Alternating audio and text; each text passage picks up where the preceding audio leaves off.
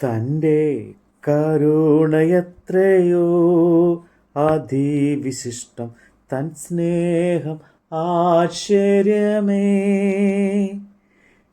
തൻ്റെ കരുണയത്രയോ അതിവിശിഷ്ടം, തൻ സ്നേഹം ആശ്ചര്യമേ.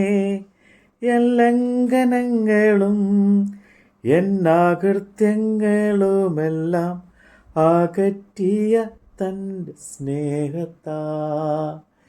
യേശു മാറാത്തവൻ, യേശു മാറാത്തവൻ, യേശു മാറാത്തവൻ, ഹാ എത്ര നല്ലവൻ, എന്നുമെന്നും കൂടെ ഉള്ളവൻ. മൊത്തമുള്ള യെശയ്യാ പ്രവാചകന്റെ പുസ്തകം 12-13 അധ്യായം. അന്നാളിൽ നീ പറയുന്നത് എന്തെന്നാൽ, യഹോവേ, നീ എന്നോട് കോപിച്ചു, നിന്റെ കോപം മാറി, നീ എന്നെ ആശ്വസിപ്പിച്ചിരിക്കയാൽ ഞാൻ നിനക്ക് സ്തോത്രം ചെയ്യുന്നു. ഇതാ ദൈവം എൻ്റെ രക്ഷ, യഹോവയായ യാഹ് എൻ്റെ ബലവും എൻ്റെ ഗീതവും ആയിരിക്കൊണ്ടും അവൻ എൻ്റെ രക്ഷയായി തീർന്നിരിക്കുന്നത് കൊണ്ടും ഞാൻ ഭയപ്പെടാതെ ആശ്രയിക്കും.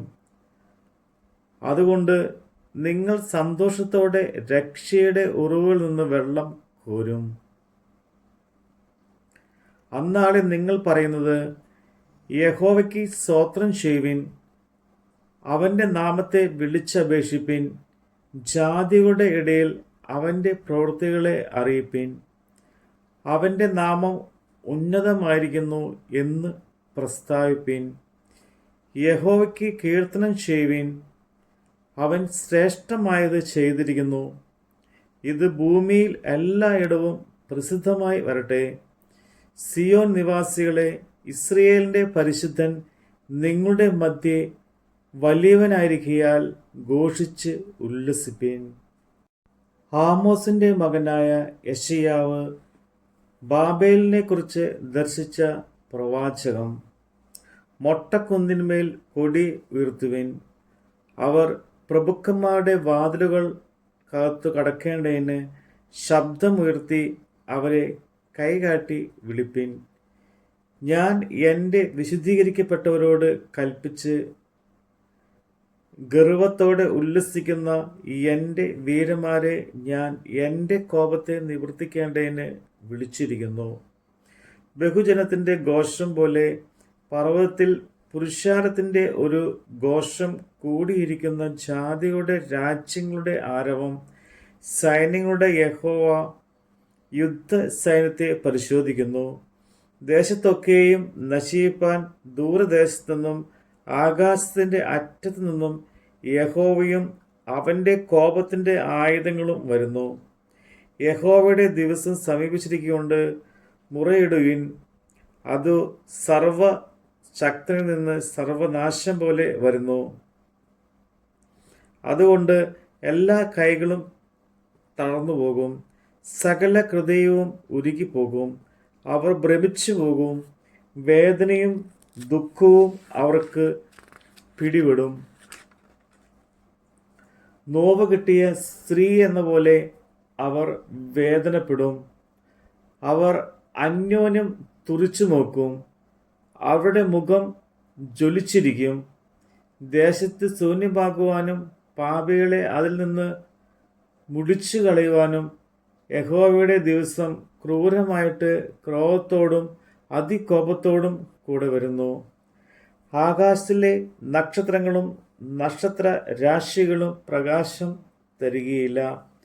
സൂര്യൻ ഉദയത്തിൽ തന്നെ ഇരുണ്ടുപോകും, ചന്ദ്രൻ പ്രകാശം നൽകുകയില്ല. ഞാൻ ഭൂതലത്തെ ദോഷനിമിത്തവും ദുഷ്ടന്മാരെ അവരുടെ അകൃത്യ നിമിത്തവും സന്ദർശിക്കും. അഹങ്കാരികളുടെ ഗർവത്തെ ഞാൻ ഇല്ലാതാക്കും, ഉഗ്രന്മാരുടെ നിഗളത്തെ താഴ്ത്തും. ഞാൻ ഒരു പുരുഷനെ തങ്കത്തെക്കാളും ഒരു മനുഷ്യനെ ഓഫീർ തങ്കത്തെക്കാളും ദുർബലമാക്കും. അങ്ങനെ ഞാൻ ആകാശത്തെ നടുങ്ങുമാറാക്കും, സൈന്യങ്ങളുടെ യഹോവയുടെ ക്രോധത്തിലും അവൻ്റെ ഉഗ്രകോപത്തിൻ്റെ നാളിലും ഭൂമി അതിൻ്റെ സ്ഥാനത്ത് നിന്ന് ഇളകിപ്പോകും. ഓടിച്ചുവിട്ട ഇളമാനിനെ പോലെയും ആരും കൂട്ടിച്ചേർക്കാത്ത ആടുകളെ പോലെയും അവർ ഓരോരുത്തൻ താന്താൻ്റെ ജാതിയുടെ അടുക്കിലേക്ക് തിരിയും. ഓരോരുത്തൻ താന്താൻ്റെ സ്വദേശത്തിലേക്ക് ഓടിപ്പോകും. കണ്ടുകിട്ടുന്നവനെയൊക്കെയും കുത്തിക്കൊല്ലും. പിടിപ്പെടുന്നവനെയൊക്കെയും വാളാൽ വീഴും. അവർ കാണെ അവരുടെ ശിശുക്കളെ അടിച്ച് തകർത്ത് കളയും. അവരുടെ വീടുകളെ കൊള്ളയിടും. അവരുടെ ഭാര്യമാരെ അപമാനിക്കും. ഞാൻ മേദിരെ അവർക്ക് വിരോധമായി ഉയർത്തും. അവർ വെള്ളിയെ കാര്യമാക്കുകയില്ല. പൊന്നിൽ അവർക്ക് താല്പര്യമില്ല. അവരുടെ വില്ലുകൾ യുവാക്കളെ തകർത്ത് കളയും. ഗർഭഫലത്തോട് അവർക്ക് കരുണ തോന്നുകയില്ല. പൈതങ്ങളെയും അവർ ആദരിക്കുകയില്ല. രാജ്യങ്ങളുടെ മഹത്വവും കൽദയരുടെ പ്രസംഗ അലങ്കാരവുമായ ബാബേൽ ദൈവം സോദോറിനെയും ഗോമോറിനെയും മറിച്ചു കളഞ്ഞതുപോലെ ആയിത്തീരും. അതിൽ ഒരു നാളും കുടിപ്പാർപ്പുണ്ടാകുകയില്ല. തലമുറ തലമുറയോളം അതിൽ ആരും വസിക്കുകയില്ല. അറബിക്കാർ അവിടെ കൂടാരം മടിക്കുകയില്ല. ഇടയന്മാർ അവിടെ ആടുകളെ കിടത്തുകയുമില്ല. മരുമൃഗങ്ങൾ അവിടെ കിടക്കും. അവരുടെ വീടുകളിൽ മൂങ്ങ നിറയും. ഒട്ടക പക്ഷികൾ അവിടെ പാർക്കും. ഭൂതലങ്ങൾ അവിടെ നൃത്തം ചെയ്യും. അവരുടെ അരമനകളിൽ ചെന്നായ്ക്കളും അവരുടെ മനോഹര മന്ദിരങ്ങളിൽ കുറുനരികളും ഓളിയിടും. അതിൻ്റെ സമയം അടുത്തിരിക്കുന്നു. അതിൻ്റെ കാലം ദീർഘിച്ച് പോവുകയുമില്ല. നമ്മുടെ കർത്താവിൻ്റെ വചനമാണ് നമ്മൾ കേട്ടത്. തേജസ്സിൽ വാസം ചെയ്യുന്ന വിശുദ്ധരൊത്തു അവകാശം ഞാനും പ്രാപിപ്പാൻ. തേജസ്സിൽ വാസം ചെയ്യുന്ന വിശുദ്ധരൊത്തു അവകാശം ഞാനും പ്രാപിപ്പാൻ.